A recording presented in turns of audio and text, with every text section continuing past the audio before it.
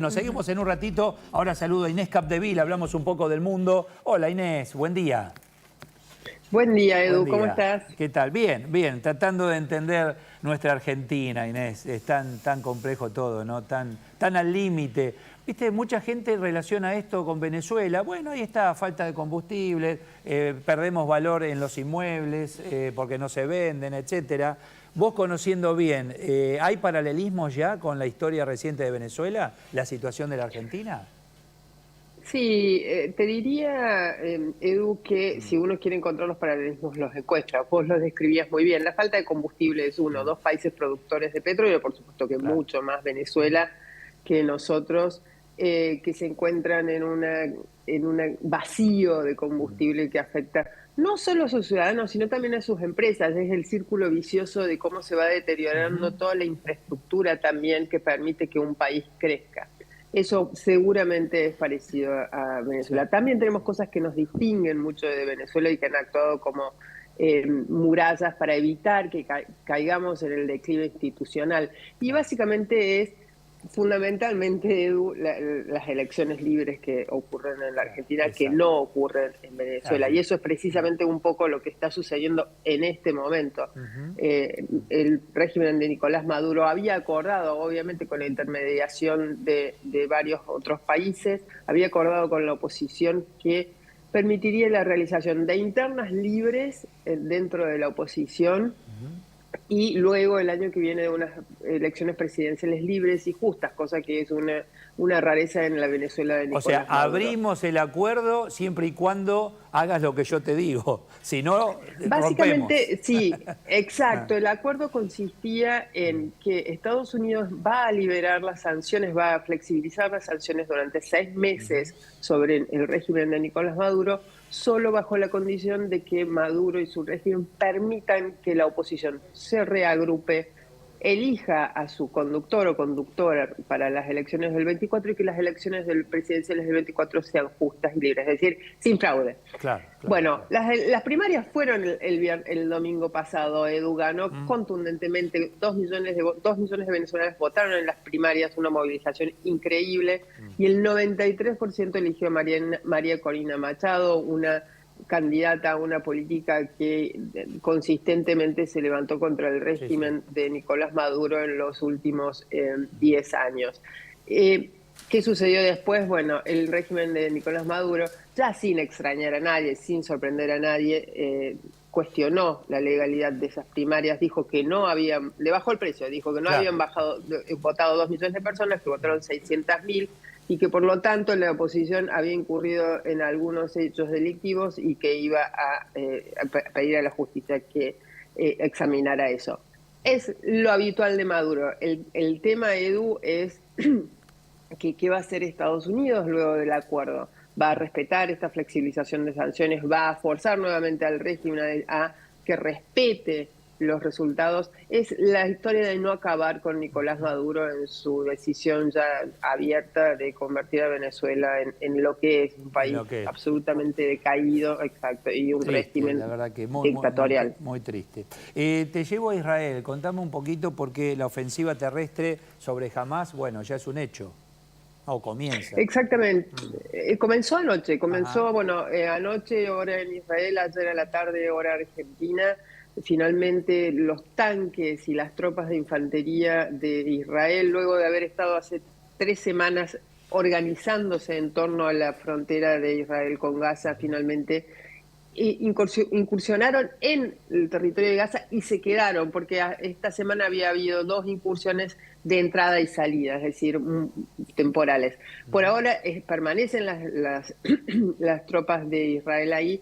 El objetivo es, por supuesto, destruir toda la infraestructura de Hamas y dar de baja su liderazgo.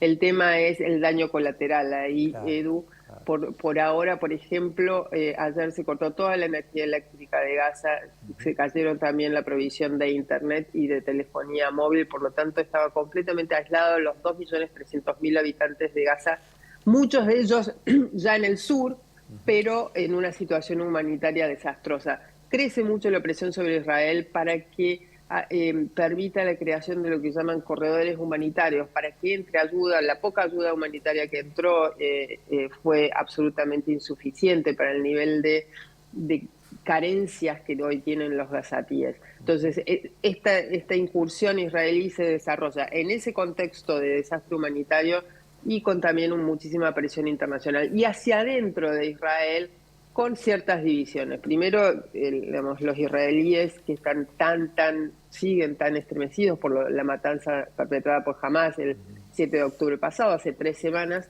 y con muchísimos pases de factura al gobierno de Netanyahu, que no cuidó de Israel como él prometía cuidar.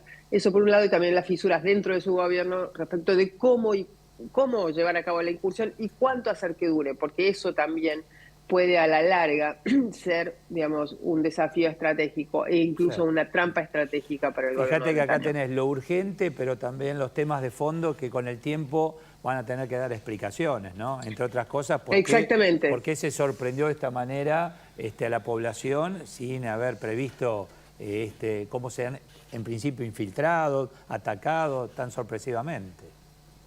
Exacto, las fallas de inteligencia fueron flagrantes, Edu, en una inteligencia que siempre se preció. Primero, la inteligencia israelí no es solo la Mossad, que es la agencia que, digamos, cabecera con la cual uno asocia a Israel. Tiene diferentes agencias de inteligencia, cada una con su especialidad y disciplina, y ninguna dio con los avisos necesarios. E incluso, según la inteligencia norteamericana, la CIA habría pasado algunos datos de que algo se estaba gestando y habrían sido ignorados esos avisos. Eso es el fondo de cómo reformular el desafío de inteligencia, cómo rendir cuentas Netanyahu a los israelíes. Ese es uno de los temas de fondo. Hay otros temas de fondo, Edu, es cómo el mundo árabe está profundizando su odio con Israel luego de, digamos, la respuesta de Israel, ignorando también un poco lo que hizo Hamás, y cómo el mundo occidental también muestra fisuras en su apoyo a Israel, un poco cuestionando lo que es digamos, la dimensión de la represalia. Sí, sí. Escuchaba el tema de Estados Unidos y hasta anoche el tema de este tiroteo, quien asesinó a 18 personas. ¿Encontraron finalmente al asesino? Porque hasta anoche... Lo encontraron esta madrugada, Edu. Lo encontraron esta madrugada muerto en Lisbon, que es una ciudad pequeñita cerca de Lewiston, una ciudad de Maine, la ciudad de Maine donde ocurrió la matanza. Recordemos que Robert Card, un instructor de tiro, reservista del ejército norteamericano de 46 años, ahí lo vemos en la foto, perpetró la matanza el miércoles a la tarde cuando los habitantes de Lewiston se reunían en un bowling y por otro lado en un restaurante. Allí mató a 18 personas.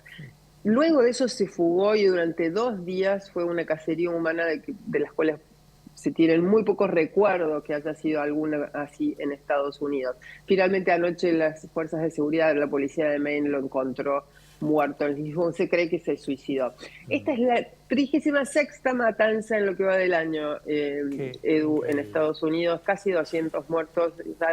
Es un paisaje de violencia al que Estados Unidos se conmueve con cada vez que ocurre, pero no hace nada para, digamos, resolver el tema de fondo, hablando de los temas de fondo, el tema de las armas y la aportación de armas, y ciertas, etcétera, ¿no? Ciertas armas en particular, que por ejemplo él perpetró esta matanza con un rifle de asalto, un arma que mata rápido y mucho a muchas personas. Entonces, ¿cómo limitar ese tipo de armas de forma tal que al menos minimizar el costo de vida cuando estas personas con problemas de salud mental deciden perpetrar estos ataques? Que tenga buen día, Inés. Gracias. Vos también, Edu. Hasta luego. Muchísimas gracias. Bueno, a esta hora de la mañana, hoy sábado 28 de octubre, se fue octubre, chicos. Impresionante. Ya está.